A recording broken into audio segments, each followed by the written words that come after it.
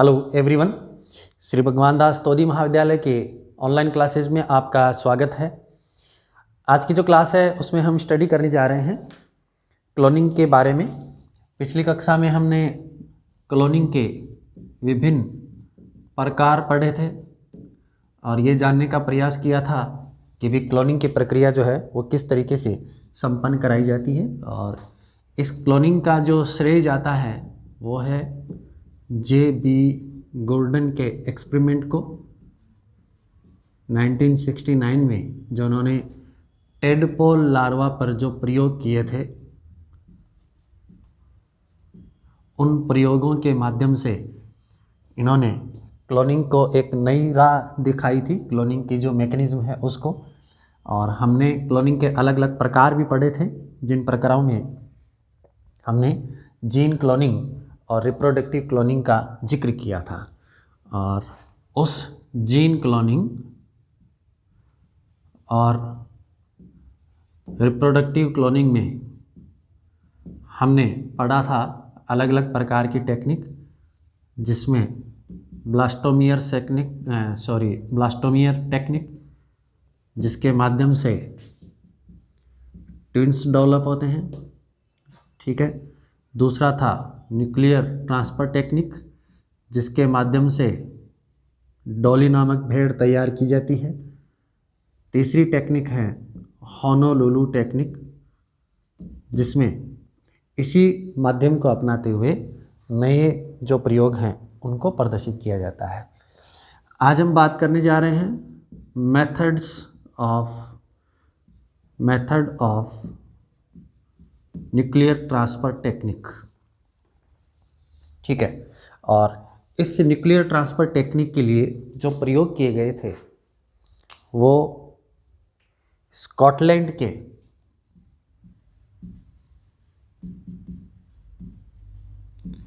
Roslin institute को इसका श्रेय जाता है, जिन्होंने 1996 में इयान विल्मट के नेतृत्व में डॉली नामक भेड़ को तैयार किया था, ठीक है। और ये जो इयान विल्मट ने जो प्रयोग किए थे वो प्रयोग जो हैं वो किस पर आधारित थे? गोर्डन के एक्सपेरिमेंट पर ही आधारित थे। गोर्डन ने जो टेक्निक सुझाई थी न्यूक्लियर ट्रांसफ़र टेक्निक, उसी पर ये आधारित थी सारी मैकेनिज़्म। और आपको बता दूं इसमें कि एग्ज़ाम में जो क्वेश्चन पूछा जाता है ज़्यादातर क्लोनिंग से रिलेटेड, वो method of nuclear transfer technique से ही रिलेटेड पूछा जाता है कि किस विधि की सहायता से डॉली नामक जो भेड़ है उसको तैयार किया गया था। तो ये जो मेथड है, इस तकनीक में जो हम अलग अलग चरण का इस्तेमाल करते हैं, उनमें सबसे पहले है सिलेक्शन ऑफ डोनर सेल। या हम ये कहें कि डोनर सेल का हम सिलेक्शन करें उससे पहले हम रिमूवल ऑफ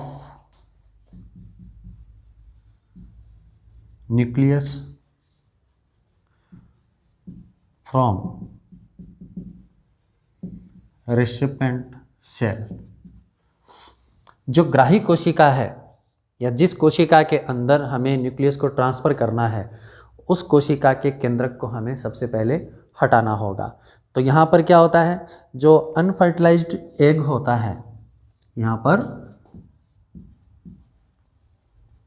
अनफर्टिलाइज्ड जो एग सेल होती है उसको यहाँ पर चुना जाता है।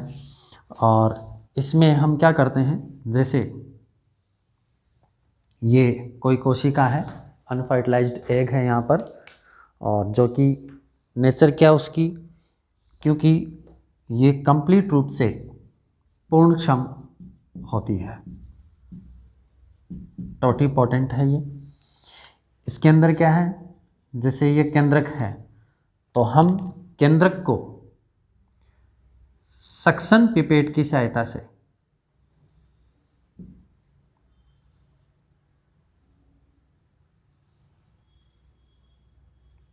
मतलब ये एक तरीके की सिरिंज होती है जिसका आप प्रयोग करते हैं। उस सिरिंज की सहायता से आप सबसे पहले क्या करेंगे, इसके न्यूक्लियस को रिमूव कर देंगे, हटा देंगे, ठीक है। और हटाने के बाद में हमें क्या चाहिए कि ये कोशिका जब इसका केंद्रक हटा दिया जाए तो ये दूसरे किसी कोशिका के या दूसरे किसी केंद्रक को रिसीव करने के लिए सक्षम होनी चाहिए, ठीक है। अब इसके लिए सबसे पहले तो हमने क्या किया, माइक्रो पिपेट की सहायता से इसके केंद्रक को हटा दिया, केंद्रक को हटा दिया जाता है। इसके बाद हम क्या करेंगे, इसका दूसरा चरण क्या है कि ये जो कोशिका है इसमें सेल साइकिल मतलब कोशिका के शिथिलन के लिए, कोशिका के शिथिलन हेतु इसे कोल्चिसिन तथा साइटोप्लाज्म बी से ट्रीटेड किया जाता है। जैसा मैंने आपको बताया कि यहाँ से केंद्रक हटा दिया जाए तो केंद्रक हटने के बाद इस कोशिका में एक तरीके से सारी प्रक्रियाएं इसी रूप में रहनी चाहिए कि जब दूसरा कोई न्यूक्लियस आए तो ये जो यहाँ पर जो सेल ऑर्गेनल्स हैं वो उसी के अनुरूप कार्य करे जो कि केंद्रक आकर के इसको, जो केंद्रक इसको आदेश दे रहा था उसी प्रकार से नए केंद्रक के आदेश पर भी वो कार्य कर ले। तो सबसे पहले तो removal of nucleus from recipient cell, हमने क्या किया, कोशिका से न्यूक्लियस को हटा दिया। दूसरा इसमें चरण है सिलेक्शन ऑफ डोनर सेल या फिर न्यूक्लियस। हमें क्या करना है कि जिस कोशिका से रिलेटेड या जिस जंतु से रिलेटेड हमें कॉपी तैयार करनी है उसके केंद्रक को हमें प्राप्त करना है, ठीक है। अब जो केंद्रक हमें प्राप्त करना होता है उसमें हम कोशिश ये करते हैं कि केंद्रक वो हो जहाँ फास्ट सेल साइकिल चलता हो, ठीक है। हम ये कहेंगे कि एक्टिव न्यूक्लियस को यहाँ पर प्राप्त किया जाता है और इसके लिए जो चुनाव किया जाता है केंद्रक का वो अधिकतर इंटेस्टाइनल, उस जंतु का जो कि डोनर के रूप में काम कर रहा है, यहाँ पर intestinal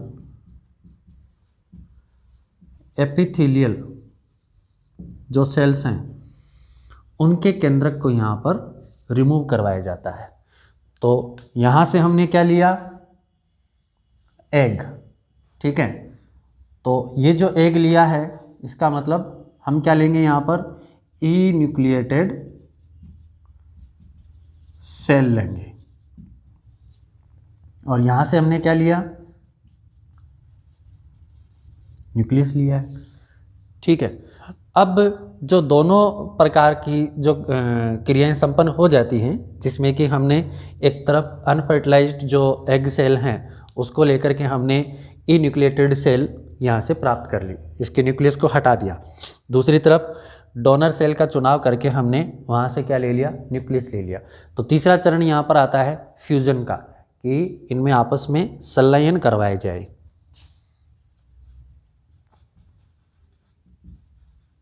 fusion of unfertilised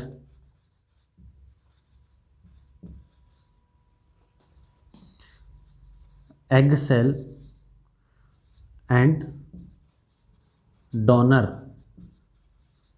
nuclei. हमें क्या करना है, दोनों में फ्यूजन करवाना है और फ्यूजन में भी हम किसकी सहायता लेते हैं, जो माइक्रोपिपेट यहाँ हम यूज़ में ले रहे हैं और जो माइक्रो इंजेक्शन यहाँ पर हम यूज़ ले रहे हैं, और एक तरफ से यहाँ पर क्या होता है, सक्शन पिपेट जो होती है उसकी सहायता से इसको पकड़ा जाता है, जिससे कि ये अपनी उसी अवस्था में बना रहे। तो सक्शन पिपेट और जो माइक्रो पिपेट हैं उनकी सहायता से जिस तरीके से हमने न्यूक्लियस को हटाया है, उसी तरीके से हम क्या करेंगे, जो डोनर न्यूक्लियाई है उसका चयन करके हम जो अनफर्टिलाइज्ड एग सेल है जो कि इन्यूक्लिएटेड है उसके अंदर हम ट्रांसफ़र कर देते हैं। तो फ्यूजन की जो प्रक्रिया है जिसमें ट्रांसफ़र करने के बाद यहाँ पर क्या हो जाएगा, ट्रांसफ़र करने के बाद इनको इलेक्ट्रिकल करंट लगाया जाता है या इलेक्ट्रिकल करंट से ट्रीट किया जाता है। इलेक्ट्रिकल जो करंट है उसके माध्यम से हम ट्रीटेड करते हैं, और इससे हम जब उपचारित करेंगे तो क्या होगा कि ये अपनी उचित अवस्था में बन जाए और सेल वापस से एक्टिव हो जाए। ठीक है, वो जो कोशिका है उस केंद्रक को आपस में मतलब एडजस्ट हो जाए यहाँ पर, और उसके जो आगे का जो प्रोसीजर है वो यहाँ पर शुरू हो जाए। तो फ्यूजन करने के बाद में जब इलेक्ट्रिक करंट से इसको ट्रीट किया जाएगा तो हम ये कह सकते हैं कि जो अगला चरण है उसमें क्या होगा, जो क्लीवेज का प्रोसीजर है वो यहाँ पर शुरू हो जाएगा। ठीक है, कि विदलन का जो कार्य है वो यहाँ पर शुरू हो जाएगा। अब विदलन का कार्य यहाँ पर शुरू हो रहा है, हम ये कह सकते हैं कि वो कोशिका अब पूर्ण रूप से तैयार है डेवलपमेंट के लिए या फिर इम्प्लांटेशन के लिए, रोपण के लिए। जैसे हमने पिछली क्लास में हमने जो पढ़ा था प्लेसेंटेशन की प्रक्रिया में कि जो इम्प्लांटेशन के आधार पर कितने प्रकार का प्लेसेंटा होता है, तो रोपण की जो प्रक्रिया है उसके लिए ये जो कोशिका है वो तैयार हो जाती है।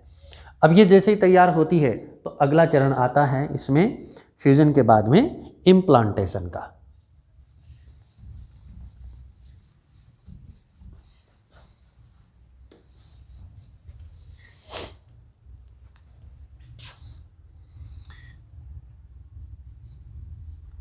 इम्प्लांटेशन या रोपण, यहाँ पर क्या होगा कि हम एक तरफ हमने क्या किया कि एक इंडिविजुअल वो जिसका कि इन्यूक्लिएटेड सेल ली है, दूसरा इंडिविजुअल जिससे कि हमने न्यूक्लियस लिया है, अब तीसरा इंडिविजुअल हम वो लेंगे जो कि यहाँ पर जिसमें हमें रोपण करना है। तो इस प्रकार की जो प्रेग्नेंट स्पीशीज है, मतलब ऐसी स्पीशीज का चुनाव करेंगे, आप यहाँ ये लिख सकते हैं कि जो कि प्रेगनेंसी के लिए तैयार हो, प्रेगनेंसी के लिए